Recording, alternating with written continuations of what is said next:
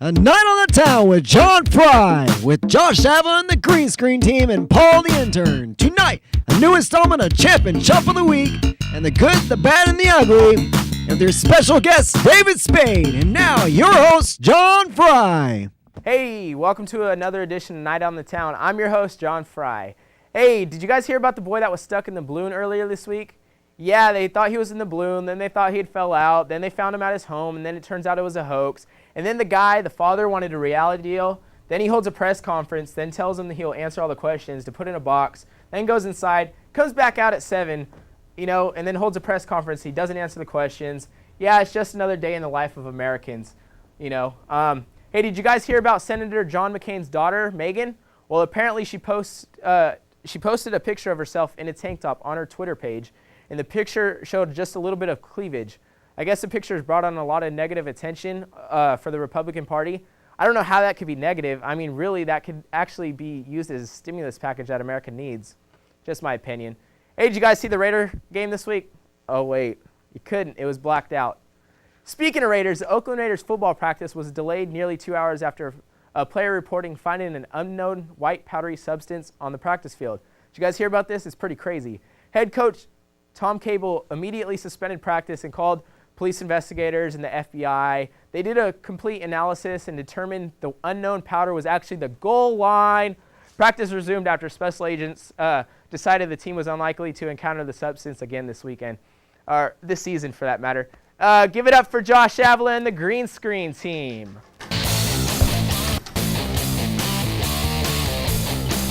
All right, everybody.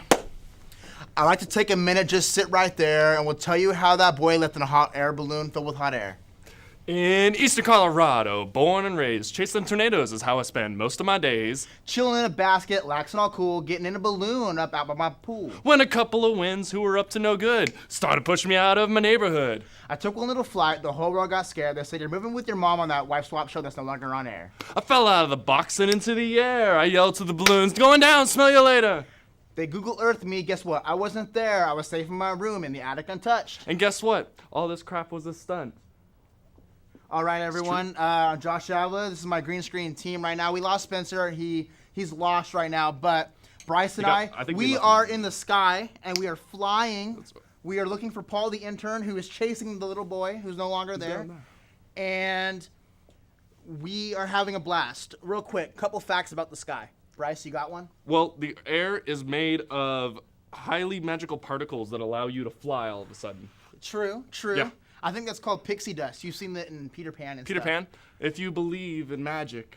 Also, the sky is, I think it's related to the ocean. Yeah, I remember that. There's water up here from the rain. Yeah, true. Ergo, ocean. There's fish, When it flying rains, fish. When it rains, it means God's crying. But he ain't crying because it ain't raining. So I haven't seen any cats or dogs yet, so I don't know if that's a real weather report. I feel like Mario. I can feel the radiation from the Doppler radar thing reading us. Hold on. Look at this. How am I doing this?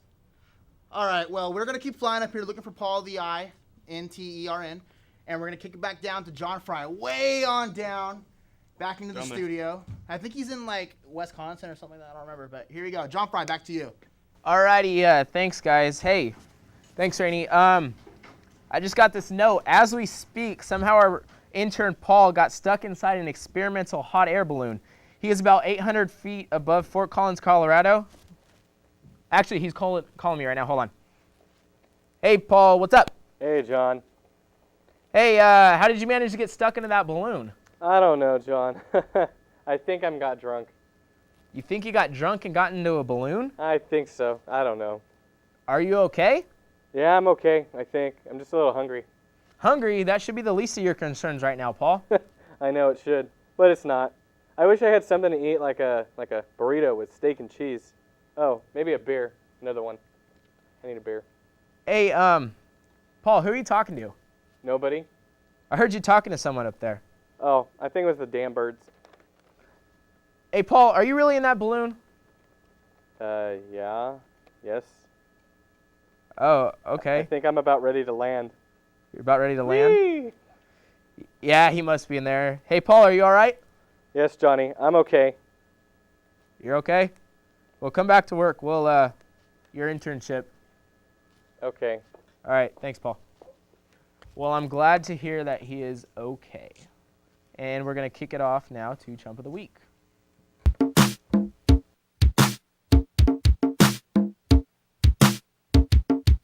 I think the hitter's just going to have a tough time more than the pitchers. I say you cheat, man. Put time tar and, get Vaseline, do whatever you can do out there. No, I'm just kidding. To get prepared, they've got this ointment in the clubhouse, in the training room. It's hot bomb, so you can put that on your lower back, because I used it all the time for in cold weather. I put it on my shoulder, occasionally on your elbow, just to keep everything warm, because if you've had injuries... I think maybe, do you have some on now? I just farted. That's his... Oh! But anyway, what new? But those are the ways that you can get, that you can stay loose, is by doing that. I'm sorry, I didn't mean to stink you out there. But that's a good way of doing it, keeping yourself warm. I agree. Week goes to former pitcher for like 8 different teams and current TBS analyst David Wells. Well, David, I can't believe that you actually thought that you could rip a silent but deadly, very deadly fart live on national television and think you can get away with it. I would have maybe expected this out of Mr. Cal Ripken Jr. You couldn't have just waited maybe 30 more seconds to let it out? The show is almost over. Come on.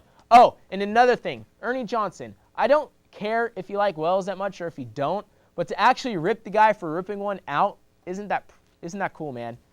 It's like if I sat here on the show and told everyone that, hey, Josh Avila let one rip next to me.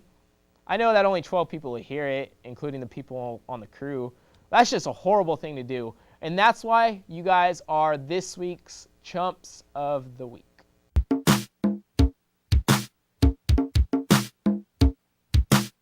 And here we go, ready to drench the kids. Look, bottom of the hill, bus stop, coming up. Here we go, look. Puddle at the bottom of the hill, coming up, kids at the bottom of the hill. Come on, yeah, that was brilliant. Awesome. All right, my champ of the week goes to the guy that you have just seen. I don't know his name, but that was pretty funny. Now, many of you are probably wondering, why do you think this guy is the champ of the week and not the chump? Oh, he got way too kids wet. He was mean. He filmed it. It's not cool. Actually, it's awesome if you ask me. I mean, how many of you guys did actually laugh, and how many of you guys were offended by it? I guarantee you, if the kids were old enough to drive, they would have done the same exact thing. I know I wanted to when I was little. And how awesome the guy is who filmed it. He has like the perfect voice. That was brilliant. And I'll give him props for posting it online so that all the world can see and watch this YouTube sensation. That, my friends, is why he is this week's champ of the week.